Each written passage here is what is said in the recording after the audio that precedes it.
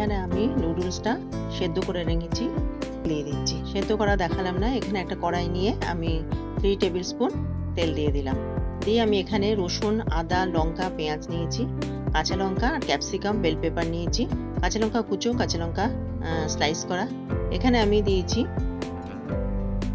রসুন কুচো দিয়ে দিলাম। রসুন কুচোটা কিন্তু একদম লাল করে ভাজবো না, তার ফ্লেভারটা নষ্ট হয়ে যায়, সেই জন্য অল্প একটু ভাজার পর আমি আদা কুচো দিয়ে দেবো।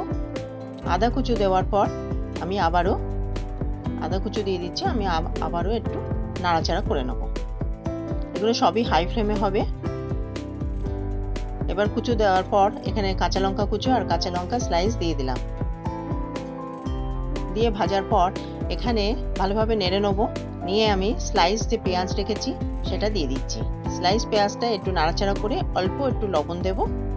অল্প একটু লবণ দিয়ে আবার নাড়াচাড়া করব। আর এখানে আমি কিউব করা চিকেনের ছোট ছোট টুকরো করেছি, সেই টুকরোগুলো দিয়ে দিচ্ছি। এখানে ভাজতে ভাজতেই কিন্তু বয়েল হয়ে যাবে, যা কেউ যদি বয়েল চিকেনও দিতে চাও এর মধ্যে দিতে পারবে। তো আমি এইভাবে নাড়াচাড়া করতে থাকবো। নাড়াচাড়া করতে করতে বয়েল হয়ে যাবে। এখানে সামান্য লবণ দিয়ে দিলাম, দিয়ে আবারও আমি নাড়াচাড়া করছি। এইভাবে নাড়াচাড়া করতে করতে এটা এর মধ্যে গোলমরিচ দিয়ে দিলাম আর দিচ্ছি আমি অরিগানো, দিয়ে ভালোভাবে এটাকে নাড়িয়ে চাড়িয়ে নিচ্ছি। এটা হয়ে গেছে। এবার আমি ক্যাপসিকাম, বেল পেপার এগুলো আমি মিশিয়ে দেবো। এগুলো দিয়ে দিচ্ছি, green capsicum, yellow bell pepper, red bell pepper দিয়ে আমি ভালোভাবে নাড়বো। এটা হাই হিটেই হবে, ক্রাঞ্চিনেস থাকবে একটু।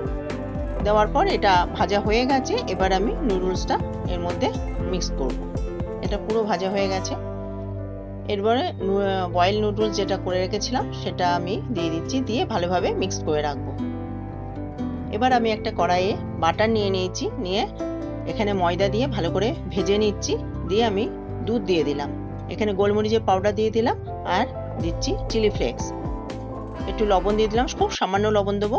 এখানে স্লাইস চিজ দিয়ে দিচ্ছি দুটো, দিয়ে ভালোভাবে নাড়তে থাকবো। এইভাবে নাড়তে নাড়তে ফুটবে এবং ফুটতে আরম্ভ করে দিয়েছি এবং গাঢ় হয়ে গেছে। এবার নামিয়ে নেবো, নাহলে ঠান্ডা হলে আরও গাঢ় হয়ে যাবে। এবার একটা কাছে বোল নিয়ে নিয়েছি, তার মধ্যে আমি নুডলসটা, রেডি নুডলসটা আমি এর মধ্যে দিয়ে দিচ্ছি। এর মধ্যে হোয়াইট সস দিয়ে দেবো, ওপরে হোয়াইট সস দিয়ে দিচ্ছি। পুরোটাই ভালোভাবে দিয়ে নেব।